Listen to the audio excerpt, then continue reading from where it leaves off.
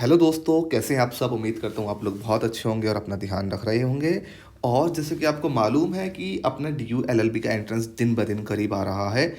हालांकि मैं काफ़ी लेट हूँ वीडियोस बनाने के लिए, क्योंकि मैं अपना ही मटेरियल बेसिकली तैयार कर रहा था, यू कैन सी। तो तो उसमें मुझे टाइम लग गया। और आज हम शुरू करने वाले हैं इंडियन कॉन्ट्रैक्ट एक्ट को। हम उसको बहुत ही बेसिक से शुरू करेंगे, बिल्कुल बेसिक इंट्रोडक्शन क्या होता है इस एक्ट का, ये कैसे काम करता है, क्या इसकी ज़रूरत हमको है और इंडियन लॉज में किस तरीके से फिट हुआ है, किस तरीके से एमसीक्यूज आपको इसमें देखने को मिलते हैं और क्या इसका एक बेसिक बैकग्राउंड है। तो आप अपना कॉपी पेन को अपने पास रख लीजिए, क्योंकि डिस्प्ले से ही आप अपने नोट्स देखकर बनाते रहिएगा साथ के साथ, और मैं आपको क्लैरिटी कॉन्सेप्ट्स की देता रहूँगा। आप चैनल को सब्सक्राइब कर लीजिए अगर चैनल पे नए हैं, और अपने कॉपी पेन को आप अपने पास रख लीजिए। सबसे पहले शुरू करते हैं इंट्रोडक्शन। इंडियन कॉन्ट्रैक्ट एक्ट, जिसको हम ICA शॉर्ट में भी कहते हैं, उसका बेसिकली इंट्रोडक्शन क्या है। इंडियन कॉन्ट्रैक्ट एक्ट जो कि कब आया, 1872 में आया। तो इसका ही एमसीक्यू आपका बन जाएगा कि कौन से ईयर में ये आया है। तो 1872 में ये एक्ट आया था, ठीक है। 1872 के अंदर ये एक्ट आया था। ये प्रेस्क्राइब्स करता है, मतलब बताता है लॉस को, रिलेट करते हैं किससे, कॉन्ट्रैक्ट से। तो जो भी कॉन्ट्रैक्ट से रिलेटिंग लॉज हैं वो इंडियन कॉन्ट्रैक्ट एक्ट हमको बताता है। और ये एक की एक्ट है, यही एक मात्र एक्ट है जो इंडिया के अंदर कॉन्ट्रैक्ट लॉ से डील करता है। ऐसा नहीं कि इसके अलावा कोई और एक्ट है, नो, यही एक बेसिक एक्ट है। द एक्ट इज बेस्ड, ये जो एक्ट है ये बेस्ड है on the principles of English common law. ऐसे आपको पता है कि हम लोगों के यहाँ ईस्ट इंडिया कंपनी थी, वो यहाँ पे कारोबार करते थे, तो अपना बिजनेस करते थे, तो कहीं ना कहीं हम लोग उससे फैमिलियर हो गए थे। हमको वो हमारे एक नेचर बन गया था। तो हमने इंग्लिश कॉमन लॉ के प्रिंसिपल्स पे ही अपने इंडिया के अंदर इंडियन कॉन्ट्रैक्ट एक्ट को लागू कर दिया। तो क्वेश्चन आपका बनता है कि इंडियन कॉन्ट्रैक्ट एक्ट जो बेस्ड है वो कौन से प्रिंसिपल पे बेस्ड है। ऑप्शंस आपको दे देंगे, तो ये इंग्लिश कॉमन लॉ पर बेस्ड है, ये आपको याद रखना है। It is applicable to all the states of India, ये सारे ही स्टेट्स के अंदर एप्लीकेबल है, including Jammu and Kashmir also, right. It determines the circumstances in which promises made by the parties to a contract shall be legally binding। तो ये determine करता है कि किन किन मौके पर जो कॉन्ट्रैक्ट ये लोग बनाते हैं आपस में वो लीगली बाइंड होगा और कब वो बाइंड नहीं होगा, जिससे कोई केओस ना हो। तो ये सारा लॉ प्रिस्क्राइब करता है कॉन्ट्रैक्ट्स का इंडिया के अंदर। ये पूरे ही इंडिया में एप्लीकेबल है, इंक्लूडिंग J&K। तो ये भी आप ध्यान रखिएगा, ठीक है। ये एक्ट कब आया, तो बेसिकली जो ये एक्ट इनेक्ट हुआ था, मतलब ये हमने इनेक्ट कर लिया था, बना लिया था, ये 25 अप्रैल 1872 को इसको इनेक्ट कर लिया था, ठीक है। लेकिन जब इसको हमने शुरू किया, मतलब लागू किया, इसको हमने 1 सितंबर 1972 से लागू किया। तो ये दोनों डेट आप याद रखना, इन वर्ड्स को ध्यान रखना, इनेक्टेड एंड कमेंस्ड। कमेंस मतलब शुरू करना, इनेक्ट मतलब इसको बना के रख देना। द ओरिजिनली एग्जीक्यूटेड एक्ट, जब ये एक्ट हमने इनेक्ट किया था, बेसिकली इसके अंदर 266 सेक्शंस थे, राइट। लेकिन 1932 के अंदर, क्योंकि हमने यहाँ पे 1872 में इसको इनेक्ट किया था, तब तो इसके अंदर 266 सेक्शंस थे। लेकिन 1932 के अंदर बहुत सालों बाद section 239 to section 266 relating to partnership, and in 1930 section 76 to section 123 इसके हमारे रिपील्ड हो गए, मतलब हमने इसमें से निकाल दिया। सपोज करिए ये पूरा एक पार्ट बना हुआ है, ये पूरा इंडियन कॉन्ट्रैक्ट एक्ट है। तो ये पूरा इंडियन कॉन्ट्रैक्ट एक्ट है, इसके अंदर ये इंडियन कॉन्ट्रैक्ट एक्ट के बारे में था, ये पार्टनरशिप के बारे में था लिखा हुआ, और ये हमारा सेल्स ऑफ गुड के बारे में था। ये पूरा एक्ट हमने इसको इंडियन कॉन्ट्रैक्ट एक्ट हम कहते थे। लेकिन बाद में 1932 के अंदर और 1930 के अंदर हमने इसको यहाँ से हटा दिया और इन दोनों को एक सेपरेट लॉ बना दिया।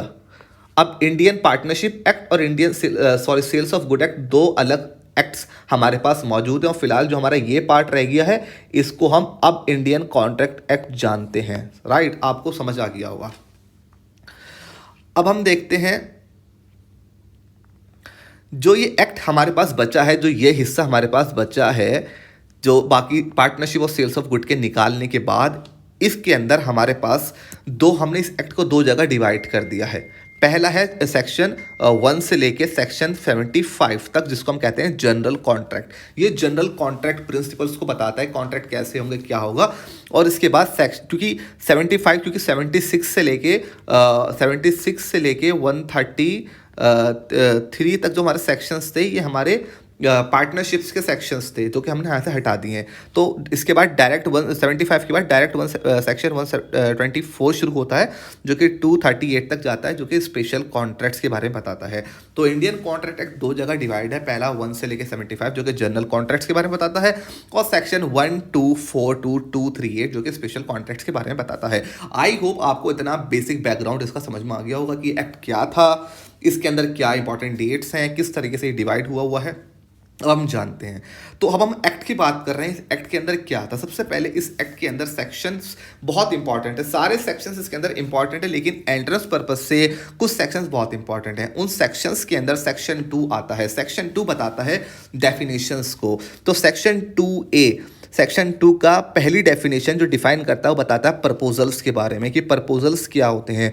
ये बेसिकली प्रपोजल, जिसको हम कहते हैं एक तरीके का ऑफर। तो प्रपोजल देख के आप कंफ्यूज मत हो जाइएगा, प्रपोजल को आप ऑफर भी कह सकते हैं, ये ऑफर्स होते हैं, ठीक है। सेक्शन 2 बताता है defines offers as when one person signifies का मतलब है communicate, when one person communicate to another person his willingness, अपनी चाहत को एक्सप्रेस करता है, टू डू कुछ करने के लिए और कुछ ना करने के लिए, from doing anything with a view to obtaining the assent of that person, उस बंदे की मर्जी लेने के लिए, टू सच एक्ट और एब्स्टिनेंस, उस काम को करने या ना करने के लिए, he is said to make a proposal या ऑफर। मतलब कि जैसे कि मैं आपसे कहता हूँ कि हाँ, मैं आपको ऑफर देता हूं कि मैं आपको अपनी घड़ी बेच रहा हूं, तो बेसिकली मैं आपको एक प्रपोजल दे रहा हूं। हम इसको मिटा देते हैं और हम अब अपनी डेफिनेशंस की अकॉर्डिंग सेंटेंस की अपनी एक एग्जांपल की अकॉर्डिंग डेफिनेशन को मोड़ तोड़ करते हैं। सबसे पहले जैसे मैं कह रहा हूं, मैं अपनी आपको घड़ी बेच रहा हूं, तो मैंने आपको एक प्रपोजल दिया कि मैं घड़ी बेच रहा हूँ, क्या करने के लिए, मैंने आपको एक कम्युनिकेट किया, क्योंकि मैंने आपसे बोला कि हाँ मैं घड़ी बेच रहा हूँ, और मैंने अपनी चाहत को बताया कि हाँ मुझे अपनी घड़ी को बेचना है, ये मेरी विलिंगनेस है।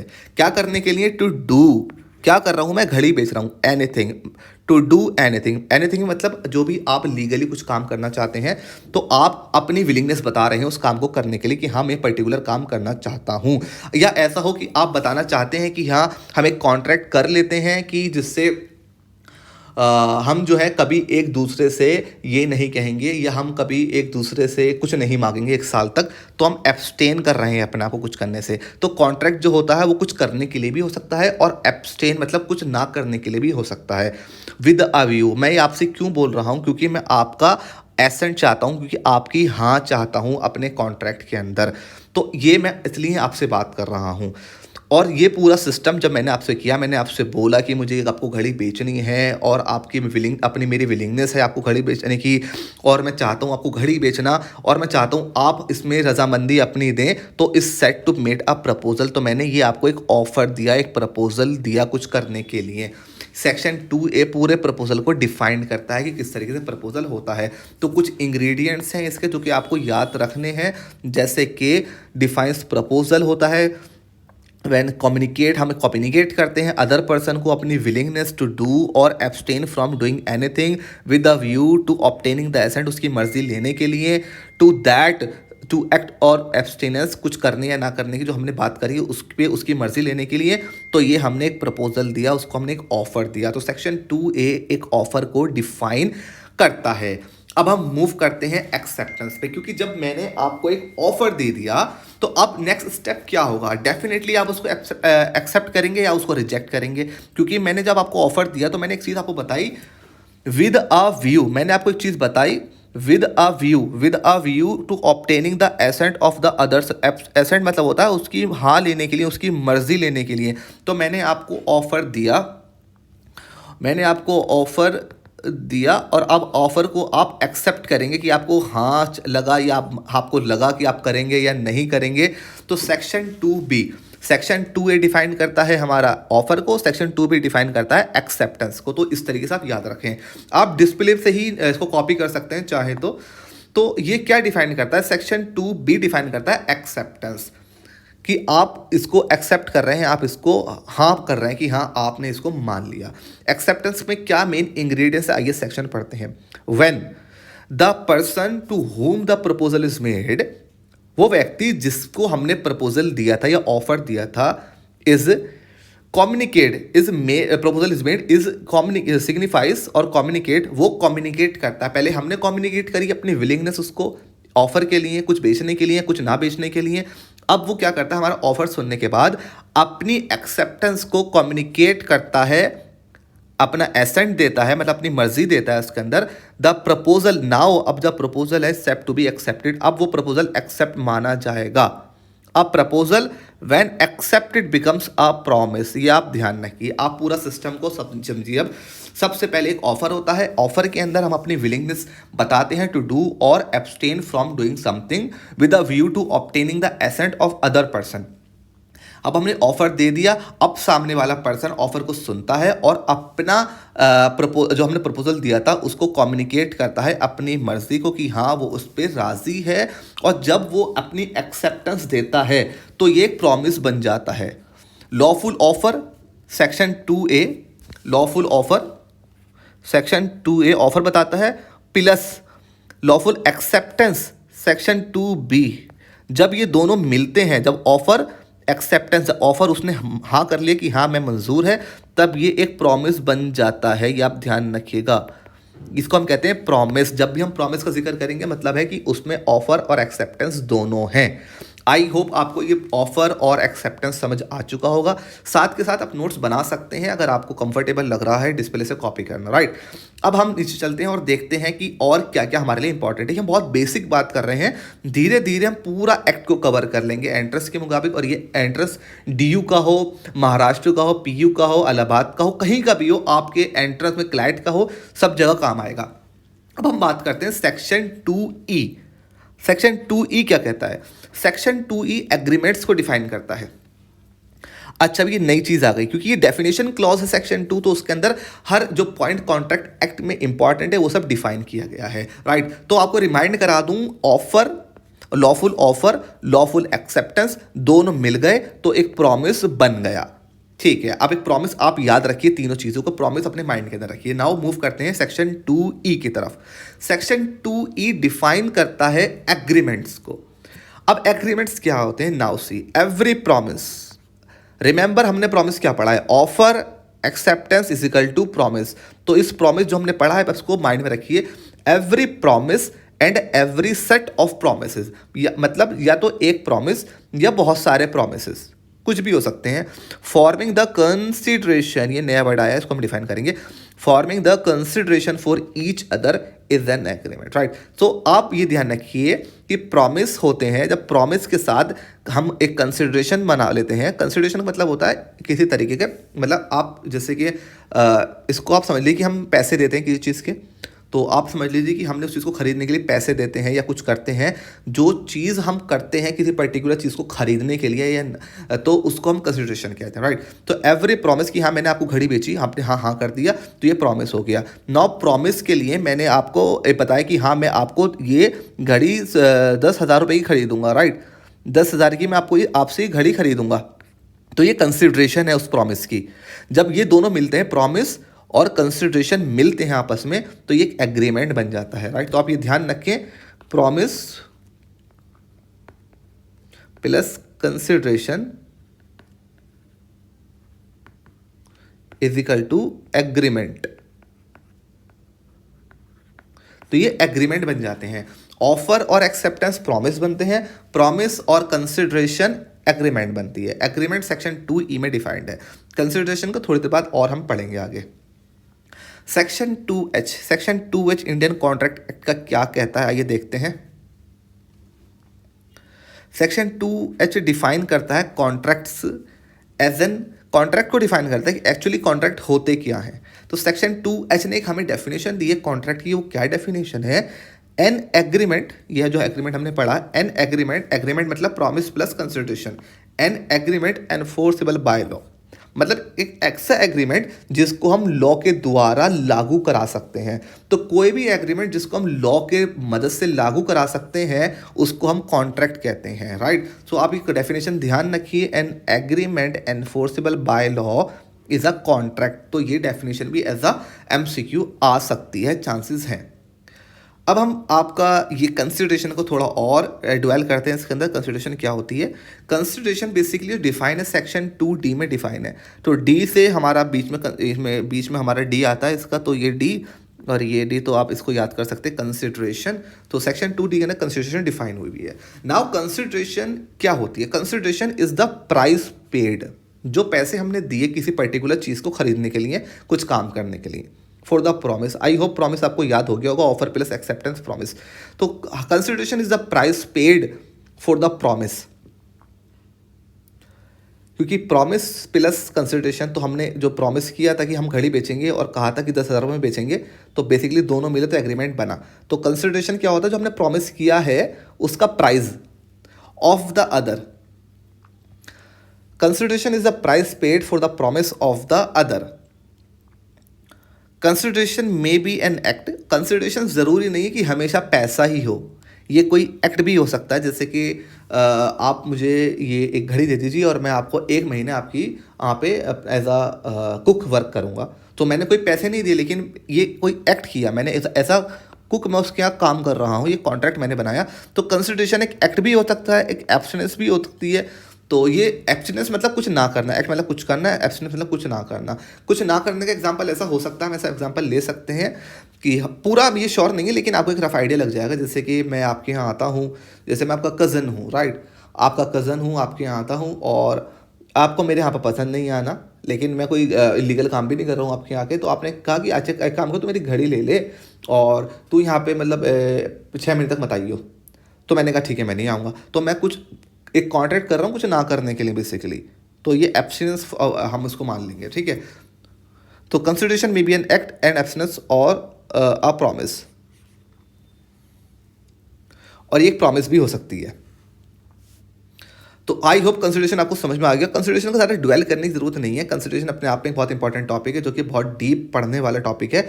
आप बस इतना समझ लीजिए, कंसिडरेशन सेक्शन 2D में डिफाइंड हुई है। कंसिडरेशन जो होता है वो एक तरीका प्राइस पेड होता है, और कुछ एक्ट या एब्सटेंस होती है कुछ करने ना करने के लिए, उसको हम कंसिडरेशन कहते हैं। कंसिडरेशन जो है सेक्शन 2D में डिफाइंड है।